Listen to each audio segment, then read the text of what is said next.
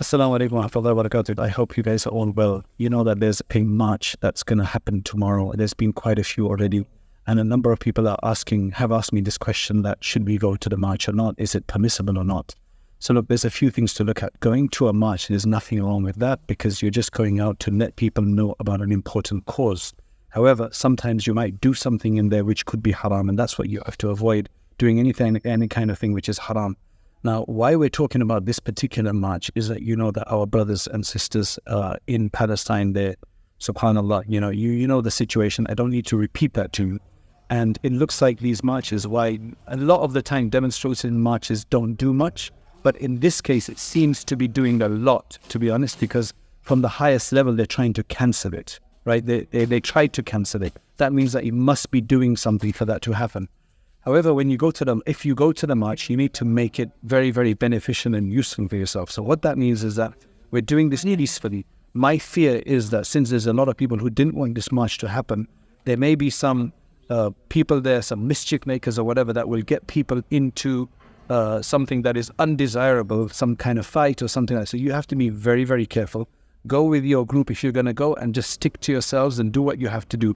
However, one thing I want to say to you is more important than anything else, that when you're going to this march, you want to make sure you do your salats on time, because there's going to be 1 or 2 salats in between at least. But more importantly, as you're marching, we're not just marching, we're calling onto Allah when we march. So while you're going through and you're walking through peacefully, you are also going to be remembering Allah subhanahu wa ta'ala. I'm going to give you a few du'as. Number 1, Hasbunallahu wa ni'mal wakeel. I mean, that march, if there's hundreds of thousands of people down there marching while reading these du'as, these powerful adhkar, that's going to be something else, inshallah. That's going to turn the whole thing, inshallah. Hasbunallahu wa ni'mal wakeel. Hasbunallahu wa ni'mal wakeel. Really sorry for the background sound, but Hasbunallahu wa ni'mal wakeel. Number 2, La ilaha illa ant, subhanaka inni kuntu min al-zalimin.